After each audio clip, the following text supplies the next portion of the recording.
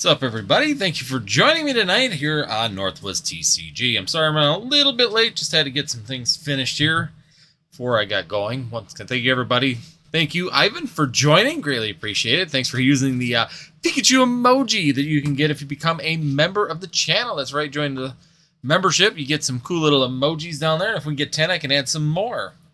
Otherwise, hopefully everybody's having a good week so far. Of course, it's early in the week to determine how it's actually going, but as I say, it's got to go forward regardless if we want it to or not. I'm running a little bit behind because I had to do a service call right beforehand, so I just got in the door, ran, made a thumbnail quick, put that up, and then jumped online. So as you can see, of course, the Collecticon schedule is out for everybody who did not know or has been living under a rock. First thing I want to talk about tonight is what we're looking at for Collecticon. Hey, Craig, thanks for joining. Everybody's getting in here. Thanks for jumping in for the live again for our weekly edition here. As I said, title says it all. We're going to be talking about Collecticons, which ones we might be possibly going to. One for sure that I know that I'm going to be going to this year, for sure, looking at the schedule here next to me, is going to be Chicago. I'm really looking forward to Chicago. Having one close by, something that we can go to without having to fly across the country, which makes it a lot more accessible to me. So yeah, I'm really excited for Chicago overall. The other one that I've been really still wanting to go to is Charlotte, North Carolina, and August might work a little bit better when it comes down to that too. So that's going to be a little bit exciting to see if I can pull that one off. Chicago, there's not much money involved into that one, so luckily it's just drive time more than anything. So only being about 4.5 hours from here, that's definitely a great one to go to. So overall, hopefully you guys enjoy the Collecticon schedule. Hopefully we'll be able to see some of the people there. I don't know if I'll be going to card party in Miami this year. I don't know. I'd like to. That's one of them would be really fun to go to and check it out. Actually be involved into that, but we'll see. For sure, I do want to do Collecticons this year. I'm kind of concentrating on Collecticons more than I am on like card party and the other things when it comes down to my scheduling. Because what card party 2 is. I think that's the beginning of June, right? So it's right between the Orlando and the Kansas City one, if I remember right. Or is it between Kansas City and Fort Worth? I know it's right there. I don't remember even what dates it is for Card Party 2. I know the announcements are out, but I haven't been really following it just because my goal this year is Collecticons. So Chicago, nice being close in October. I can make that work a little bit better. But Charlotte, North Carolina now being in August, that's usually a little bit of a dead time for me for the business and for the farm.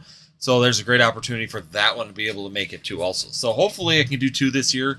I did stop in at the Kansas City one last year just shortly for only 1 day of it. But it was a lot of fun too.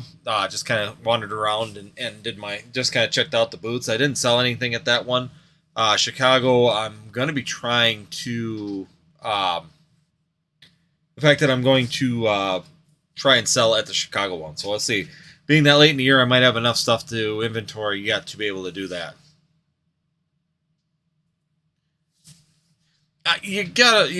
Craig, he might. The biggest thing is that typically you got to get an invite from Pat to be able to do that. I'm not that big of a creator. Let's just be 100% honest. For him, there's really not a huge benefit for him to, pay for my expenses to come out there.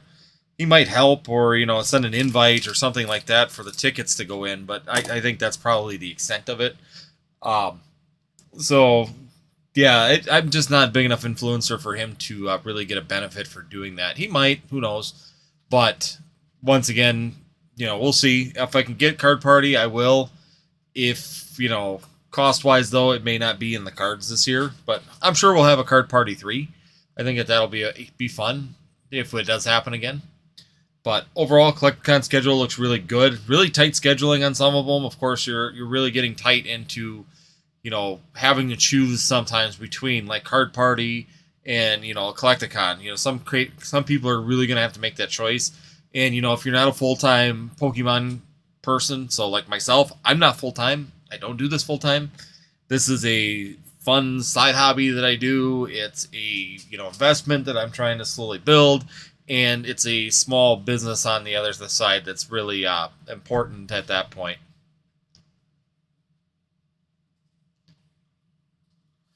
Yeah, and like I said, I appreciate that a lot, but once again, when you're looking at paying the way for someone, it's definitely really going to come down to what's going to give him the biggest benefit. So, if he sits there and invites PokeRev and pays for PokeRev to come, PokeRev's got 2 million subscribers that are going to be viewing him going to Card Party and then watching Card Party online.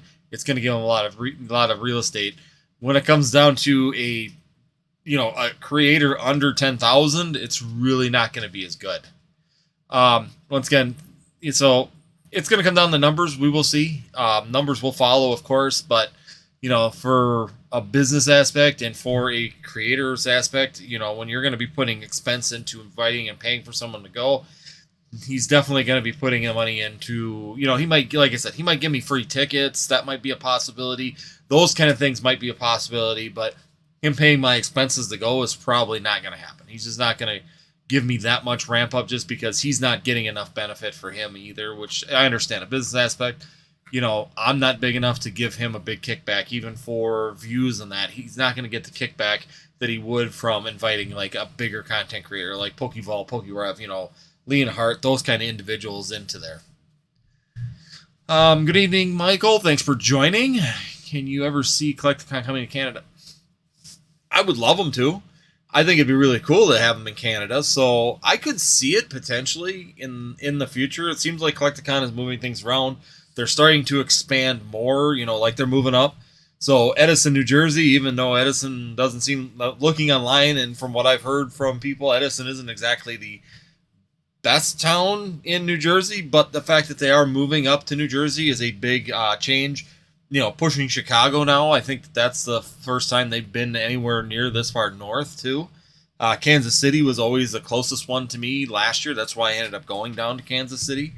But they are expanding outwards. From my knowledge and from what I know, Collecticon started in Texas, and that's why you see, usually 3 to 4 Texas events every single year. So they've started in that southern Texas area, around that Dallas, Houston area, and they're radiating out now as the popularity is growing. And once again, it's a booking thing. They got to know that the bookings are there, what kind of event centers. The people who put it on have to be able to get there too. So once again, it's going to. I think it could happen. I don't want to put it out of the cards for Collecticon, but I definitely do think that it's definitely a possibility that they could do a Canada one here in the next few years by the way that they're growing. PokeRev and CTR are both from New Jersey. Yes, they are. They're both from New Jersey. I do know that. And like I said, I haven't heard from either one of them, but I have a friend that lives over there in Boston, and he said that Edison, New Jersey is not a great town in New Jersey area. It definitely could have picked some better venues in his opinion, but once again, scheduling and all that plays into effect on where that they're actually going to do the event and when they're going to schedule it. Do vendors peg you on trade for trade? Man, I want to get my hands on new cards, but they're always like, sorry, behind the stupid symbol here, and give you 70% of the value. So if you're looking for trade, I usually do even up. Personally, I do even up. So if I'm doing a trade, I'll try to do equal value on trades. If you're just trying to sell me your cards for me to sell later, I'll do 70%, say 65, 70%. I'm just being honest. It's a business deal. It's a business part of it. And when it comes down to it, I need to make money if I'm going to be buying someone's cards. So yes, personally, if you come to me with a card and you want me to buy it from you, you want to just sell me your cards, I'm going to look up, TCG or I got Dragon Shield. I use TCG numbers and then eBay numbers. I will look at that value. I'll show you that value, and I'll just flat out tell you I'll pay you 70% of that value to 65% of that value. The other factor is whether I'm going to pay 65 or 70 is how liquid that particular card is at a Collecticon or, for sales. If it's a liquid card, I'll give you a little bit more value on it because I can sell it quickly and I don't have to hold that. But let's say it's some vintage cards or some of those, I will actually pay a little bit less on those because sometimes I'll sit on those in a long period of time, which then means there's more risk that the market could change and fluctuate in that time period. So once again, you're trying to build in that fact that I might be sitting on this for a long period of time. I got to find the right buyer, and all those things really do change. But When it comes to trade for trade, I usually do equal value. That's just me once on that part of it. But yeah, if I'm doing if I'm selling it, then if I'm buying it from you, I'm going to give you 70%. I think Toronto would be a great one to be at. That was actually the one in my head right away that I thought of, was Toronto would be an awesome place for a Collecticon. And it's not that far, even for me to get to Toronto. It's not that bad. Being in northern Wisconsin, I can cut across. Depending on if it's winter, I don't want to be going to Toronto. But in the summertime, going to Toronto, I think would be really fun. And I can cut across through the UP and stuff to get up there. So there's definitely a way for me to get up to Toronto, which would be a lot of fun. Yeah, I mean, trading a card for a card. Vendors at these events like Collecticon are always like, I'll value your card at 70% of what the card is worth. Yeah, and I'm not like that personally, but I will say there is a factor to that too. Once again, for me, I will try and get a little bit more value on my end, because once again, if you want to trade me for a liquid card, some modern card or even vintage card that sells really well, and you're trying to trade me an equal value card that isn't very liquid, sometimes I will try and get a little bit better price on my end, just because, once again, if I'm going to sit on that card and have to find specific buyers to get that value out of it, it's definitely a piece of information you have to keep in mind when you're coming down to these events. It just depends on the card. I mean, if you're trying to trade me an Espeon VMAX for a Gengar VMAX, I'll trade you straight up, or we'll come up with a trade value that's equal. I don't even know what the values of each one of those cards are right now. I know they were pretty comparable at a long period of time. But once again, it comes down to how liquid the card is. That's a big factor when it comes down to it. If you come up to me and want to trade me cards for a PSA 10 Charizard, first edition, I'm going to have to probably lose a lot of my inventory to do that, number one. And number two, to get the most value out of that, I'm going to have to find a specific buyer that has that value, that's willing to pay me that value for it, which is another factor when it comes down to it. So, yeah, Anvil, I think that there's definitely that opportunity. There's different ways that it's going to play out, and it really makes a big difference. Thank you. Once again, thank you, Anvil Blackstone, for joining the live. Thanks for a great question and a great opinion on that one. Canto Green, what Pokemon Grail are you trying to get on Collecticon? I am looking for a Flareon Gold Star. Honestly, when I go to Charlotte here, looking at the Charlotte date, I'll probably go to there. I don't know if I'll take inventory to Charlotte, just because I'll be flying in. And I think I'm just going to go there just because it's near a relative of mine, so I can get pretty close to it. And August is a better time frame than it was last year. I'm looking for a Flareon Gold Star. That's kind of been mine. Whether it's raw or graded, I'm going to just depend on what I can get for value. But that's definitely what I'd be looking for as my grail right now. That's what I'm trying to get, to kind of get the big piece of my Flareon collection kind of completed. That's been my overall goal for the last year. But getting back to the Collecticon, but yeah, overall, I think the Collecticon schedule looks really good.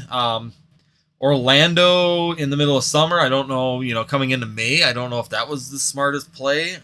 I always liked the idea of Florida in the wintertime, because it's nice and cool and you're not in humidity and stuff like that. So I don't know if I would have done end of May, almost beginning of June there for Collecticon in Orlando. Granted, it's not quite up to the maximum temperatures at that point, but it's definitely going to be a lot more on that warm side comparatively to the February-March time frame on that. But once again, it's all scheduling. Overall, we do have quite a few of them packed there in July. I mean, you got 2 weeks between June or between Kansas City, Fort Worth, and Edison. I mean, you really got 2 weeks between each one of those. So it's going to get really tight. Even Charlottesville, I mean, you're going 2 weeks between some of these. So either A, you're going to have to be full-time Pokemon in order to keep up with that schedule and be able to maintain that. Or B, you are really going to have to plan your scheduling around it and have some money stacked up. If you're not full-time and this isn't a job, or you're trying to make income on this, going to all these events is going to be darn near impossible with how tightly packed they are. Plus, you got Card Party mixed up into there. It's going to get pretty tight through that June and August. And then in September, October, and November, and then February, March, April, May are spread out enough that there's some time in between them that you could recoup and be able to make those ones. So yeah, I think overall the schedule looks fairly good. It's just going to get really tight in the summertime. But we got 12 Collecticons in 12 months, and they packed them all in. So overall, I think it looks really good. Like I said, I'm excited for sure. I'll be at Chicago. I know that one for sure, just being so close.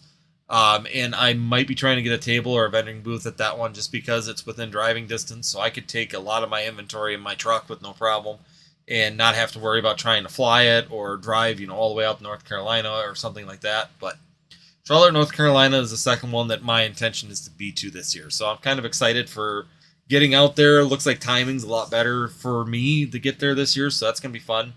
Let me know in the comments below which ones are, if you guys are able to go to some, which ones are you thinking of going? Kind of curious to see where some of the people who watch my channel are going, because maybe I could cancel on North Carolina and look at one that more people are going to, because I'd like to meet some of you guys. It'd be really fun to actually get an opportunity to meet some of you in the community and be able to talk to you in person, get to meet you for real. That'd be a lot of fun. So let me know if you're watching this afterwards in the comments where you're planning on being, or even in the live chat here. Let me know where you guys planning on being, if you're going to be able to go, or which ones you think you might be able to make it to, because I could always adjust. Especially the summer ones are really easy to adjust. Even possibly February and March are also two that are very easy. I could pull them off and be able to make it to those ones also. That definitely is a possibility when it comes down to it. Of course, the other part of this is we're getting a little bit further into the live now, and I see there's some few people out there now. The other part is I want to just continue and talk about the drama right now in the community. And I know people are probably getting sick of it and probably wondering where I'm going with this. But the overall thing that I want to talk about with drama is that this is going to be a continuing trend for sure. We're getting more and more people and creators running out of content. It's not as easy to find content in, just talking straight investing. Investing is there. It's not as lucrative as it was before. Even like videos I put out about investing, some people get a little, upset because they want to look for a really short-minded, quick flip. I want to buy something, and in 6 months I want to sell something within that time frame, and I want to double or triple my profits. And these aren't things that are going to happen. These aren't things that are going to continue. But once again, I just want to talk about the drama part of it. I'm trying to continue to do no drama on this channel. I really do think that there is a reason to stay away from it. Overall, I think the community's stronger if you don't talk about drama. Yes, the subscriptions aren't there. Yes, the views aren't there. That's a new trend that everybody's looking for. But in general, I think for the cleanliness and the overall, health of a community, staying away from that stuff and just staying to the facts of the Pokemon market, and definitely continuing to just kind of work with the facts and be able to build that is definitely more important. So it's definitely something that I wanted to address, because I'm continuing to see even long-term channels that have been very, very driven on either opening cards or discussing the Pokemon market or discussing things that are happening in Pokemon have really shifted gears into just talking about drama things. And they're just constantly picking other channels out for things that they've done wrong, or they're scamming, or they're pushing things. Even like the Pokeball packs, when I talk about those, I didn't try and go with the scam route. I try to just break down what you're actually getting, which to me is the more important factor of these things, is to know what you're getting in them rather than necessarily calling them a scam. You know what's in them, you know the value, that's where they go. If you want to talk about drama and, actually going after content creators for things, I just don't think that there's much value in that, and personally, it's not something that should be brought up on so many channels so readily right now.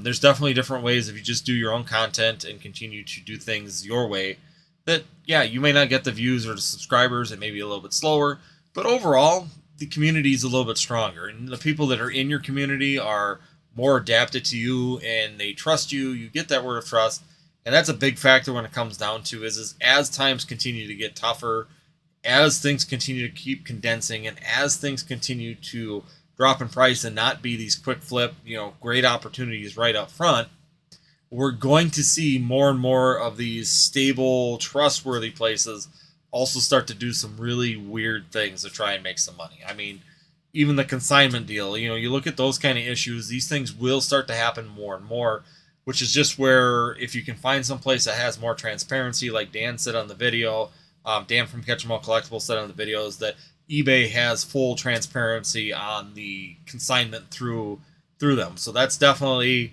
one of those things that you really should be looking for when you're talking about it, even when someone's got a consignment, them bringing you in. So there's a consignment I just saw on Instagram that's saying that they bring you in on the conversation for a buyer. For full transparency, once again, if you're going to pay them, 5-10% for consigning your cards, now they're starting to open it up where, yeah, we've got buyers.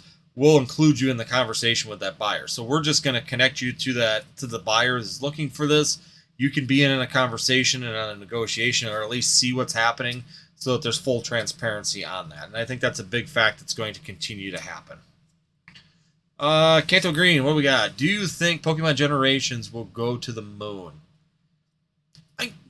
I think it'll continue to do well, just because it's a very specific set, kind of like Celebrations. I think it'll continue to go up in price. Do I think it's going to go to the moon? I don't know. I mean, it depends on your definition of the moon. I mean, over the next 20 years, yeah, I think it'll do really well. I think it'd be really good value futuristically and moving that far into the future. But I don't see it rocketing off Earth at this point and going straight up and going 400, 500, 600% in the next 2-3 years. And maybe at the 30th anniversary, or maybe the 30th anniversary, we'll see something shift and it'll go up in price. But once again, I think we're going to have to see kind of a perfect storm like we even did in 2020, 2021, where a lot of things kind of fall into place to get the market to shoot up to where you'd actually see something like Generations really accelerate. Michael, facts and perspective is much more informative and useful than clickbait drama. In the end, I think that will endure for content contributors. Yes, I absolutely think so. I find myself starting to back away from. I'm not unsubscribing, and I still keep them around. But I found that I'm starting to watch some of the channels that are very drama-driven channels a lot less lately. Even 6 months ago, I used to watch Opossum Butt a lot because he used to bring in, market information and talk about the Japanese market and show Japanese cards and discuss things that were going on in actual markets that I wasn't firsthand knowledge familiar with. I mean, I know of them, but he had firsthand knowledge in those. He would tell you things that were going on so you could stay away from them, watch for these particular people. And I get that. To me, that's good. But once again, even his content has kind of gone to just straight talking about scammers and starting to nitpick all these scammers. And it's been really, really driving towards that. And I get it. It's gotten him a ton of subscribers. His channel has grown. It's nothing against him. I mean, if that's the content that you want to create, it's fine. It works. It's good content. If it works for you, and that's what you want to do, then continue to do it. It's fantastic that's the direction you want to go and you're finding success in it. I'm not bashing anybody for doing it.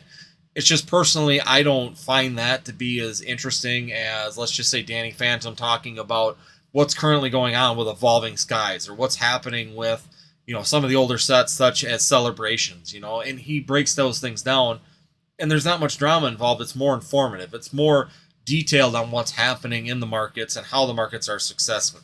So, thank you for joining, Grim the Nerd. Good evening. Thanks for joining. Yeah, I mean, overall, if they find success in it, I mean, do what's best for your channel. Overall, if that's what's best for you, it just means that, to me, we're going to start to get more division in the hobby when it comes down to it, that some people are going to continue to watch because they just get fed on drama. They love drama, and people really enjoy drama. But in my opinion, it starts to become a little bit thick. And I like getting informational content. And like I said, at first, the first talking with, even Charizard King, you talk about that situation. Improving it happens to me is important. That first video is very important. And, if them two I knew were going to cover it, when I knew Rattle and Possum Bud were going to talk about it, I figured there's no point in bringing it up on this channel. Even like Nate's Breaks, or Blake's Breaks, or whatever it is, I stayed out of that because it's like, there's content channels that really do really well on that. They break it down, they take the time, they do all the work on that part of it, which is just something I don't want to do, and take the time to break that down, but they give great information. But then the problem is that then they ride that for so long, and they just continue to push and push and push.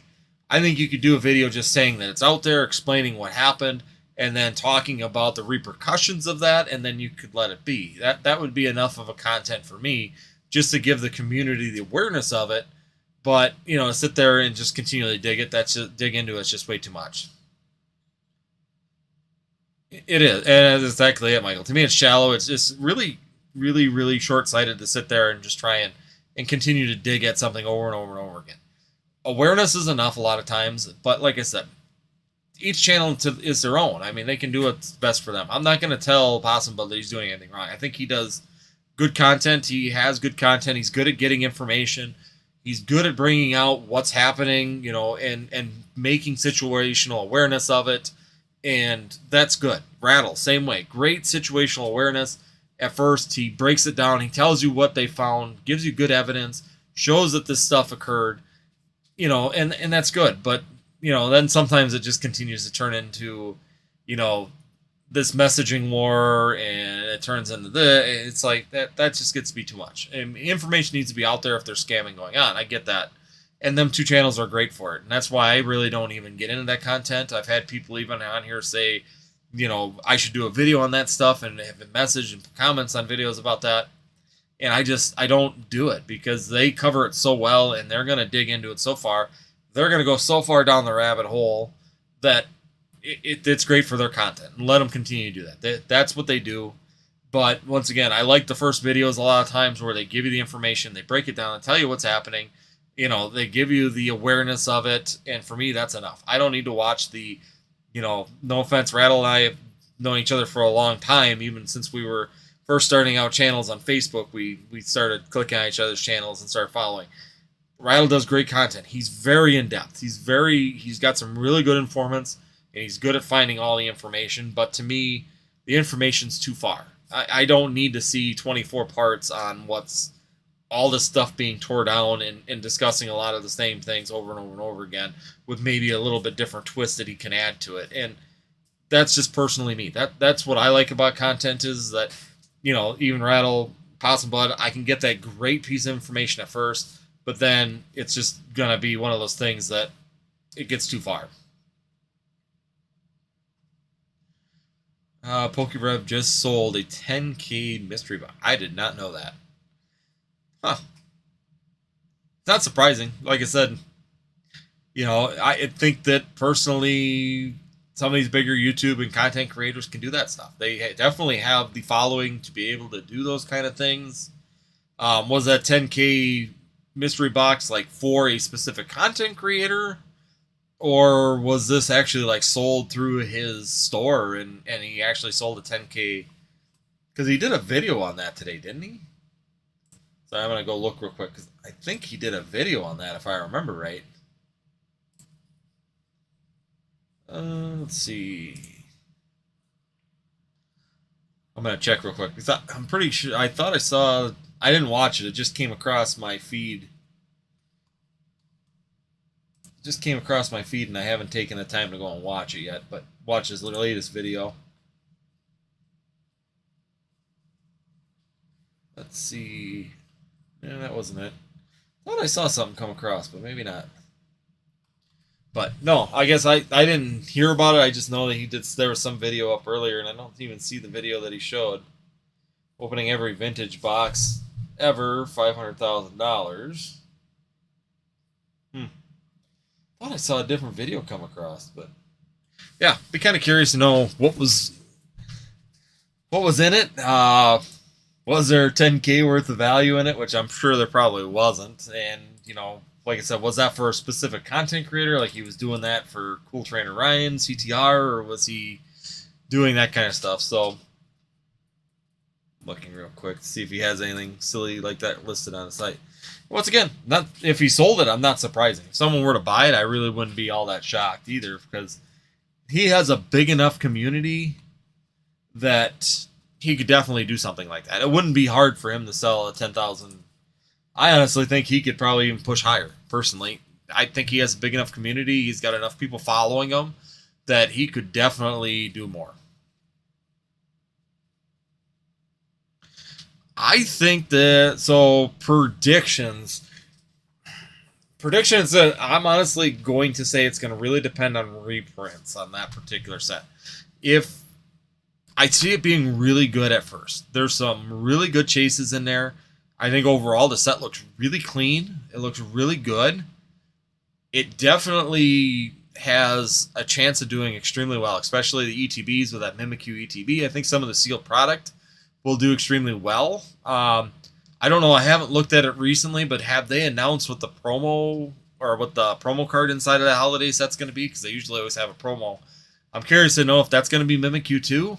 Kind of like the box. Typically the box art matches what the promo is inside of there. So there might be a cool Mimikyu promo inside of there, whether it's going to be like the Eevee from Shining Fates or the Stained Glass from Hidden Fates. Are we going to be seeing something like the Charizard, style of full art inside of there? It's going to be interesting on that, what that promo is going to be, and that might be a really good factor too. The set itself looks really clean. It's got the new starters in it. A lot of similar arts, but with the shiny versions. They got that really nice baby Pikachu in there with the Raichu. I think them look really, really clean.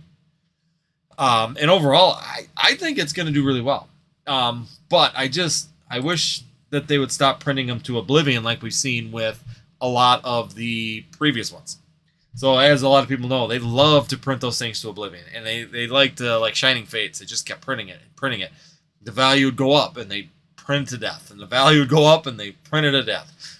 And overall, even Shining Fates has held up really well to the amount of reprint and the amount of product that we've seen come out of there in general. ETBs have not dropped that far. They continue to kind of climb their way and crawl their way back up. Do I see, Paldean Fates doing the exact same thing? I think so.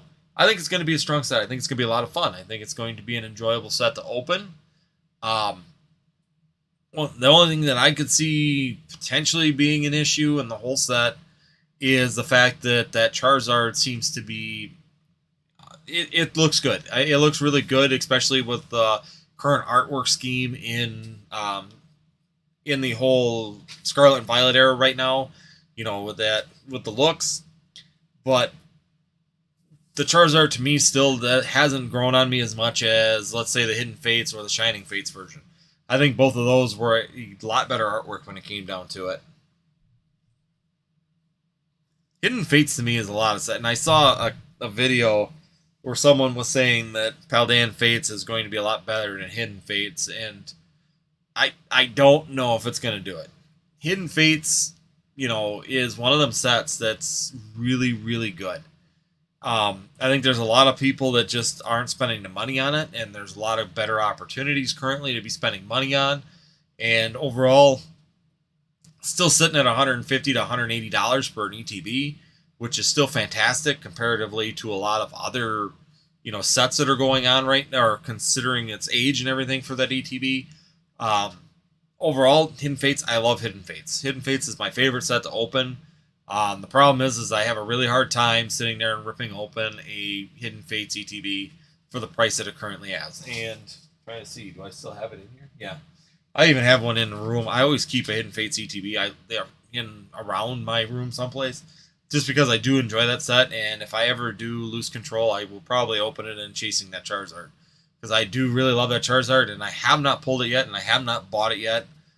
But it's still a $150 risk, so $150 to $180 risk. So something that I have not gone after and ripped open, but I definitely think that overall, comparatively, it's going to be hard to beat, Hidden Fates in general. Hidden Fates has just got a special place for a lot of the people in the hobby, especially the people that were here in 2019.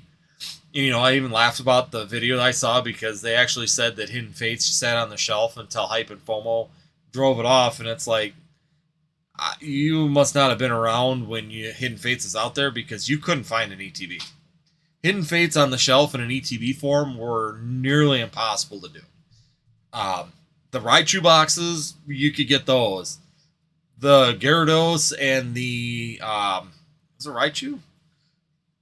Yeah, whichever one the other tin is. The Gyarados and the other tin were easy to find. The Charizard tins were gone. You didn't see Charizard tins anywhere when it came down to it. So, once again, I don't know if it's going to be as popular. I think it's going to end up sitting around a little bit more than what people are hoping, but I think it'll do well overall. I think it's a really clean-cut set. I'm looking at it from a product collection, too. If you got an ETB collection, this is one of those ones that's going to be like that shiny stand out, product in your collection, because that Mimikyu and that purple just look smoking hot for a sealed product. And overall, it's definitely a decent looking product in general. Decent set. I think it's going to be a lot of fun for the chase. There is a lot of baby shinies. So if you're trying to complete that, I hope you're planning on buying some of them baby shinies, because there is a ton of them in there. And I wonder if the ETBs are going to be like, Hidden Fate or Shining Fates, where you're going to get a full art shiny vault inside of there. That will really be a big factor too. Hey, FOMO, welcome. Just wondering if you're going to show up tonight. The one man who always comes all the time. FOMO is here again. Thanks for joining once again. Always appreciate you being in the chat. Mike, like the stream, guys. No, I think my prediction is it'll do well. I just hope that it can not get as many reprints as Shining Fates. I definitely think it would do really well. But with the current market and the current amount of people in the market, seeing the extreme amount of reprints like we've seen in Shining Fates, I don't know if it would endure that much. I think it would really hinder its performance overall if they were to do that many reprints. So, if everybody could, just a reminder, if you guys could, please hit that like button on the stream. It really helps out to hit that and get it moving a little bit more. But yeah, like I said, overall, I think the market's strong enough to really do well with it. It's just a matter of how fast they reprint and how often, and if they do a ton of it. Ooh, you got finals this week. That's right, you told me that last week you had finals coming up. Hopefully they're going well for you. Finals week was always, I never liked finals week. Finals week was always stressful. But yeah, overall, I'm glad I'm glad I have not had to do that for like 15, 18 years now. So I'm okay with not having to worry about finals. But overall, looks good. I think the set looks really good. I think some of them singles are going to do really well in there. That Charizard, it's going to really depend on the overall market. Personally, myself, I'm okay with it, but it's definitely not my favorite Charizard from a Shining set at this point. Maybe if I see it in person, that might change my mind. Grim the Nerd. What we got? 151 brought me back. So I'm going to sit back and watch the market a bit. I did get 2 Pokecenter ETBs of Paldean Fates, though absolutely great pickup. Yeah, I want that Pikachu too. I do agree. I absolutely want that Pikachu. But yeah, Paldean Fates to me, I bought 2 of them too. I want to open one personally because I do want the Mimikyu sleeves. I think them are going to look pretty sick. And then on top of it, I think that the promo inside of there is going to be really hot too. And I'm wondering, once again, there's a lot of questions I have. I'm guessing that the Pokemon Center one is going to have some really good, a really good promo inside of another stamp promo possibly with the regular promo if they keep up with the Scarlet and Violet layout that they've been doing with the Pokemon Center ETBs getting 2 promos inside of it, and the regular one's just getting a single one. So I hope they continue. It'd be really cool to get a stamp promo inside of Paldean Fates. Michael, Japanese 151 booster boxes just keep creeping up in costs. I think it's a smart to buy them for the seal investment. Yes. I think Japanese 151 booster boxes are not getting any more reprints. I think that they typically don't do a ton of reprints in Japanese. They got that print to order one that I think has been released. Well, I know it's been released because I got my print to order one. So I did get my print to order booster box that I purchased from Pokemon Center Japan through a site or one of the sites. So I did get that. And so I don't know if there's going to be any more reprints. And still, TikTok, and I talked about that, and I got a lot of gruff for it.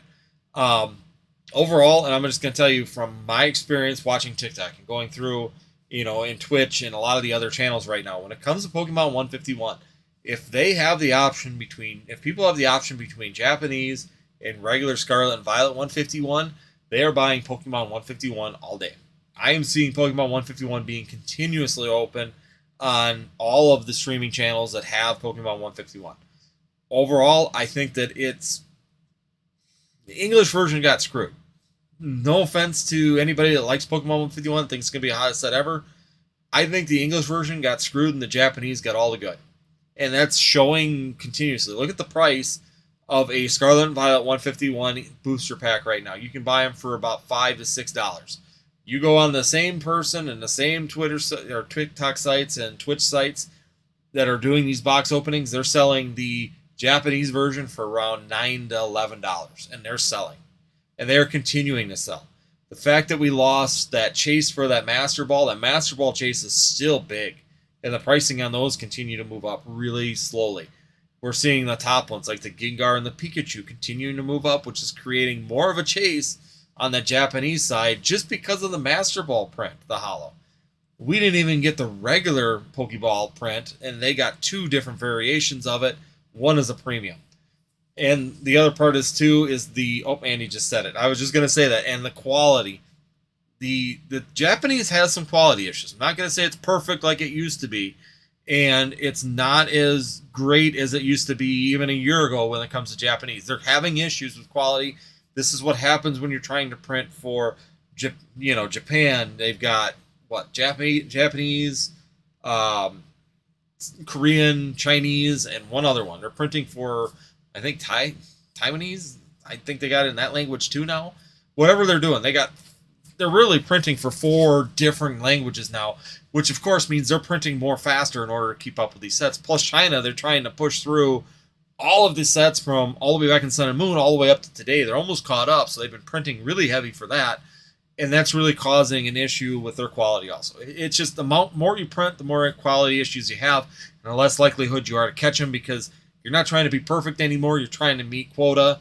And so the little imperfections that they wouldn't have let through before and taken the time to tweak out, they're not doing it anymore. They're just trying to push it through as fast as they can. So, yeah, quality is definitely an issue now in Japan. They're Japanese, but English is worse. English is just a horror show for some of the products. I've opened a lot of 151 just because I enjoy it for myself. And the overall issue I have is that I can't find a darn thing that's worth a crap. I think 1 out of every 10 pulls I get is even gradable where I would send it for that potential 10. But in general, most of it is very, very rough. Rough edges. They got dings on the top corner, top left corner or top right corner.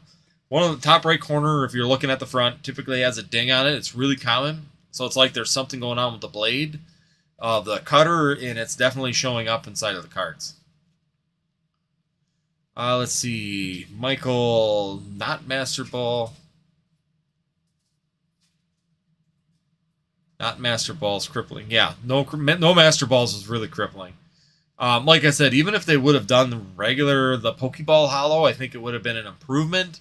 Not having the Master Balls, though, has really drawn people back to that Japanese, which was a concern that I had. And the other factor is that I think people are, really having an issue overall with that kind of things.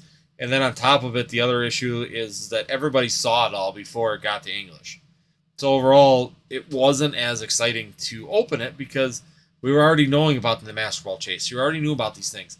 And yes, it brought a lot of new people in. Grim the Nerd is saying it himself. He came in for 151. Fantastic. Welcome to the hobby. I mean, I'm glad you guys are coming in for this set. But, when you sit there and watch it from what was actually presented, there's a lot of things that could have been added to the English that would have just made it 100% better. But I will say, I enjoy opening it. I love 151 for opening it. I love that I've almost collected my binder. I've almost filled them and pulled them all myself. So it's definitely a big factor when it comes down to it. I do like 151. Don't get me wrong. I love the set. I think it's really done well. I like the original Pokemon. I like that they kept it to the original Pokemon and didn't try and slip some other things in there just to be funny. But overall, yeah, I think that there definitely could have been a little bit of improvements. At least the Master Ball and the regular Pokeball holos would have been just really, really fun to have inside of the English version. More power to Korean? Because I don't know what that means. Michael Plus using two chase cards as ETB. Yeah, I know. Yeah, putting the Once again, it seems like my favorite Pokemon characters always get put as promos. I don't know why. It's just dumb luck because I'm an OG. I have no idea. But the fact that in Japanese, I was so excited for that Mewtwo chase. That Mewtwo card looked awesome. I wish that was a Mewtwo, once again, that could have been in Pokemon Go. I think it would have made that Mewtwo alternate art just a complete and total chase. But yeah, taking those out and putting them into the Ultra Premium Collection was a big letdown again. That, once again, I'm not chasing the Mewtwo, I just go buy it. And that just kind of really sucks when it comes down to it for that factor. So yeah, putting the two chase cards, that Mew and that Mewtwo, into the Premium Collection, I get it, it sold Premium Collections, but on the other hand, it screwed the chase on there also. So you can still get that chase out of the Japanese, and there is more value in it because of that. Grim the Nerd, how's everyone like the new silver borders on current sets? Do you prefer them over the classic yellow? I prefer the classic yellow. They do not feel English to me. They feel like a weird hybrid, personally. I always like the yellow borders in English. I always said if they would have done a hybrid system, if they would have left the commons, the uncommons, the hollows with the, yellow borders, I think it would have looked great. I leave them alone with the yellow bars. Would have been fine. I think that looked perfect. And then go with like some of the trainer galleries and the, illustrator rares and the secret illustrator SIRs and IRs, and did the silver borders with those, because overall they look a lot better. Even like comparatively, the Articuno in Crown Zenith versus the Japanese version of it. The Japanese looks so much slicker with the silver border.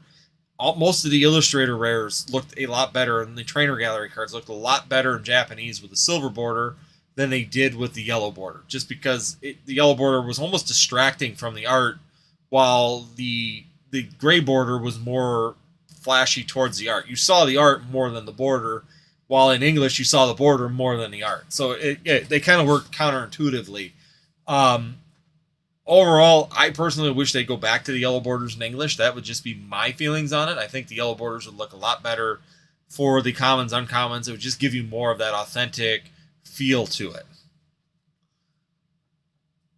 The hype blew over. It did a little bit. I still think there's enough hype in Pokemon 151, but I definitely think that it blew over quite a bit. I don't think it hit as hard. It brought in new people who were really excited about it, but I think that it really did kind of blow over for a lot of the OGs. The people have been in this hobby for 4 or 5 years, even 3, even boom era people. It kind of blew over because the hype was already seen in Japan. We already knew about the Master Ball Hollows. We were watching that stuff. We were seeing all this thing happen. We saw all the cards, and then it got to English, and we lost some of the good things, and it blew over. But new people definitely loved it. Even Pokemon Classic said that. He was really excited for it just because it's the original 151. And that's probably the draw for it for me, too.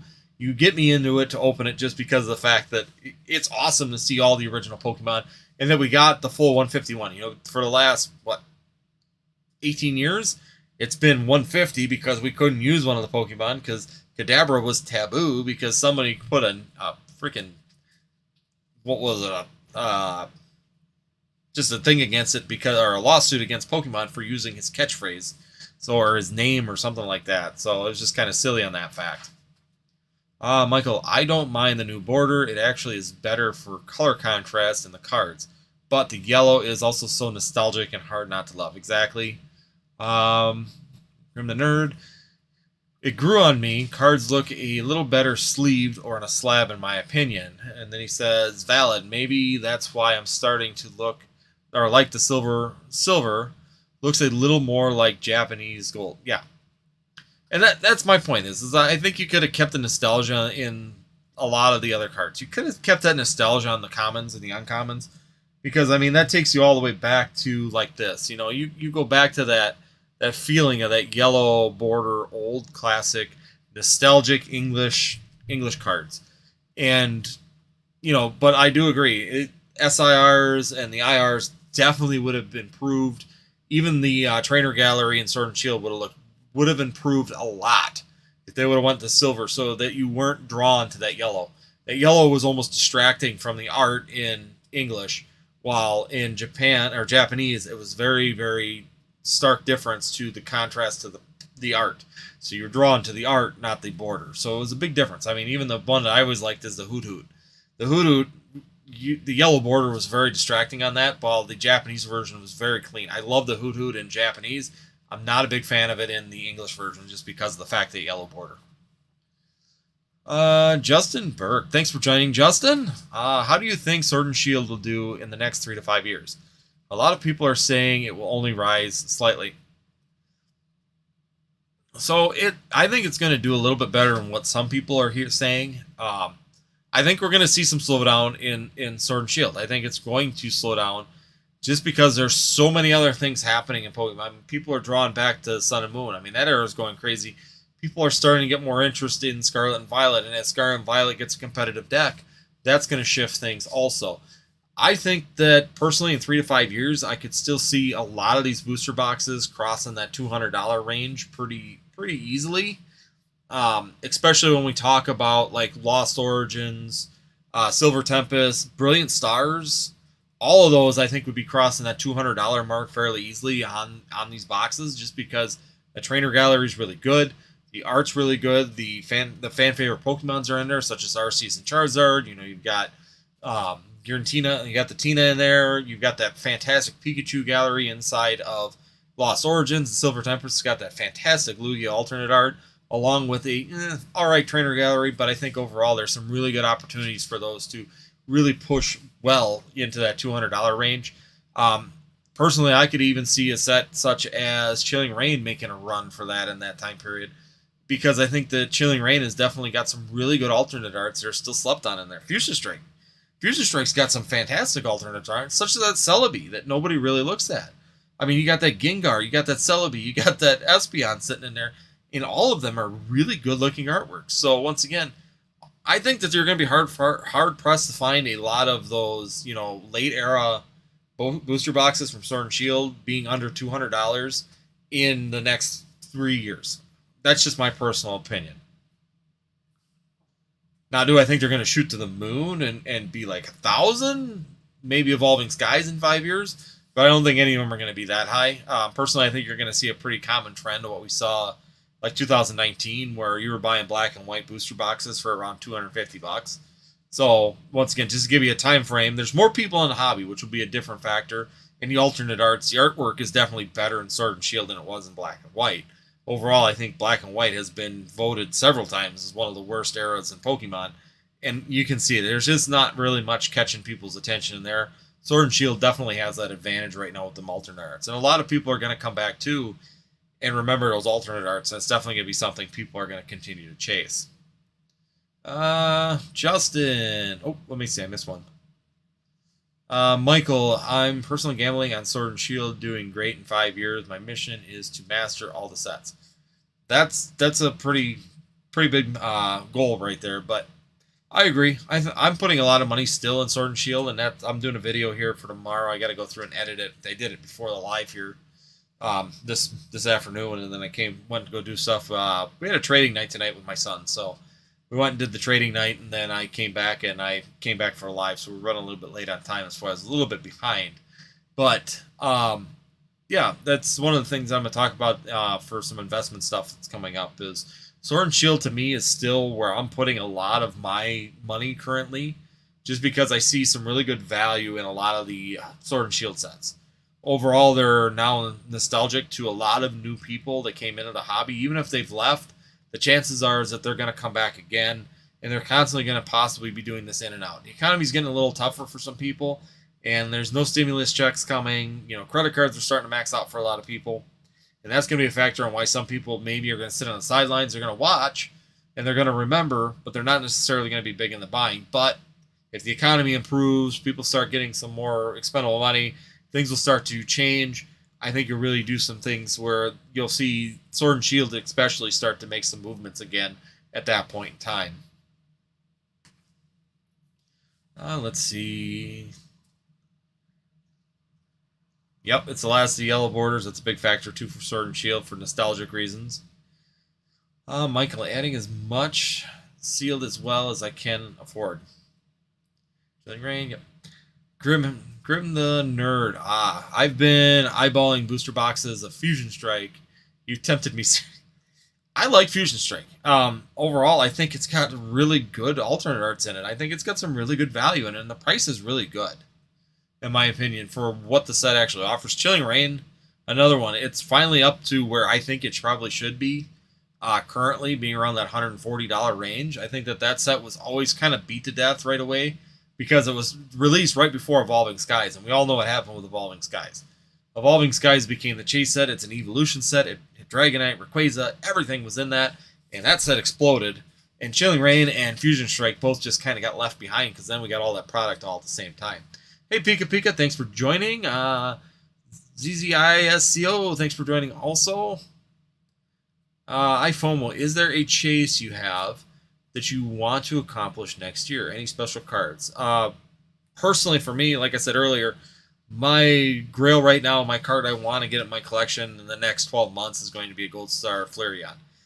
I don't know if it's going to be raw or if it's going to be graded. I'm not sure on that part of it, but I definitely want to get it into my collection. I'm hoping to get a decent quality one. Prices are finally starting to come down to where they're more reasonable, in my opinion, where I'm a little bit more tempted to purchase them. So my hopes is that in the next year, that's my my accomplishment is to try and get that Gold Star Flareon. I know it's something I've said a couple times, but I'm really gonna hunker down and really try and get that thing in the next 12 months. Let's see. Did you trade or get anything cool? I haven't traded anything. Well, at the trading thing, I traded a couple. So I got a Gardevoir EX. I traded one of my Charizards from Darkness Ablaze. I had 3 of them in my binder. A kid wanted that, and we looked at the pricing, and he actually got a little bit better deal on the Charizard's running about $32, and the Gardevoir was running about $25. So I wanted that to finish my line. I got the Gardevoir EX. He got the Charizard, so I was really happy with that trade. My son traded a couple things that he was shooting for, too. He's always in the Pikachus, so he was getting some Pikachus. He was trading some of his Hollows and EXs for Pikachu EXs and things to fill his collection. So he was really happy. A lot of times I just go there, too, because I've got some extra cards, and there's some kids that don't have very much, and, you know, sometimes their parents bought fake cards not knowing it. So we've been dealing with that situation, too, where they come to trade night thinking that their parents have bought them cards, and come to find out their parents bought the Amazon special card decks with 100, rainbows and gold cards and stuff in them, and none of them are real. So there was quite a bit of those. So I've been taking some of my extra hits and things that are kind of running over, and I like to just give them to them to start building up their collections, because once again, they're really the future. If I can get them collections and it doesn't cost them anything and their parents don't have to spend money, some of their parents just can't afford it, and I understand that. So helping them out is really just beneficial to me. I love seeing them when they actually get real cards, and I make sure that they got a spot in the binder to do that. So, yeah, it's really fun. The trade night was really good, and we've had a bunch of new people. Every time we've done it, every month they've done a trade night, and every month we have new people coming. New kids are coming. We get a constant rotation. A lot of the same kids come every month, and then every month we're adding in new. A couple leave, and then we'll get a couple new. This time was actually the most we've ever had. So this is in like the 4th month or 5th month that they've done it now at this place, and really awesome. It's great to see the kids. They have fun. They enjoy it. They're playing Pokemon Go. They're trading cards. They're looking at other cards. They're looking at what goals they want to get, which is cool. I've seen a lot of kids, even some of the ones my son's age, sitting there going, well, now I got to start working. I want to be able to buy this card, or I've never seen that card, so I want to buy that. So once again, it's really enjoyable to see these nights, and it's really making it a lot of fun, to just continue to go. And like I said, I try and give them some stuff too. And then I got this too. So while I'm here, this is from, if you guys aren't in it, I'll put the link in the video for later, but this is the Secret Santa from Professor Oak's Discord. So if you're not in Professor Oak's Discord, make sure you check that out. But we did do the Secret Santa this year. So I'm going to send... So this is what I got from my Secret Santa. So, got another Flareon for my collection. Cool. PSA 9 Dark Flareon. Is that better than mine? I don't know if I have a Dark... it's better than mine. I improved. So now, I had a 7. We're going to a 9. So improvement. Nice. So thank you for that. Greatly appreciated for the Flareon. That's awesome. Where'd it come from? Let's see who it came from.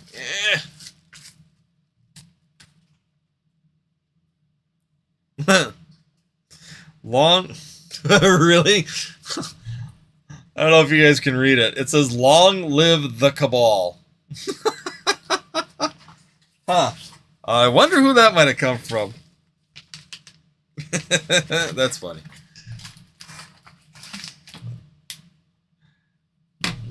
That's awesome. No, I'm really happy. Thank you. I am 100% guessing that that's Alex, but thank you. If that was Alex, thank you very much for that. I really appreciate it for the PSA 9. It improves mine. I had a 7, so thank you very much for that, Alex. If that was you, I'll message you after, or I'll message him. Make sure it was him. But long live the Cabal. That's funny. The Cabal forever. Right as I talk about drama on the channel, here we go. Long live the Cabal. Oh, that's perfect. So, yeah, thank you. I'll find out who sent that, but yeah, greatly appreciated for whoever sent that. Once again, good improvement on my Flareon collection. I had to send out a Magic cart, so the person that I got actually got a Malik. Alex the man. Yeah, that's funny. That's awesome. If that was him, that was pretty good. Once again, great. It's fun. It's fun to do these things and really share with different people in the community. So, but like I said, we're at our hour as normal, so goes by a lot faster than what we really think sometimes. I didn't realize it was past an hour. So, this is the way. Let's go the Mandalorian. This is the way. But no, like I said, I like Alex. I have nothing against Alex overall. I think he's a really good guy. Sometimes a little abrasive. I get that, and that's not a problem. Some people are just that way, and it's not a big issue. This isn't drama. This isn't drama. It was funny because we were just talking about drama at the beginning, Pika Pika, and how the channels that have been very, very informative have kind of been switching now more and more to drama as the economy changes. We're just seeing people trying to find new content that fits, and it's going to be continuing to happen. People are going to change their content to fit the current situations. If they're serious about continuing to grow a Pokemon channel, they're definitely going to. Personally, I'm not changing my content because 100% honest with you, I love the community I have now. We have good conversations. You guys come to the lives, get the same people, and it's greatly appreciated. You come in and just have fun. We can discuss things and what our thoughts are, and it's opinions based on what we feel is going on in the hobby. And that's always the fun thing about this community, and that I enjoy so much. And to be honest with you, I'm at 400 subscribers. If I didn't gain any subscribers, it's all right. I'm okay with that. Overall, I think that it's a good community, and we have a lot of fun. We have discussions. I'll continue to put out information that hopefully helps you guys out, and we will continue to move forward into the future to see and improve things overall. But hopefully you guys had a good night. Hopefully you guys have a good rest of your week. Once again, thank you very much for joining me tonight and taking time out of your day to do so. If you are new here and are watching this live, be sure you hit that subscribe button. Once again, it helps the channel out regardless, so just try and hit that subscribe and join the community. Let's have some fun. Let's continue to talk Pokemon and do it in a fun and not so drama way. Let's just give it with facts and continue to move forward with facts and do the best that we can. So once again, guys, thank you, everybody. Thank you, Pika Pika, for jumping in at the end. Greatly appreciated for you to stop by. And I always appreciate you guys in the chat. Once again, greatly appreciated for everybody.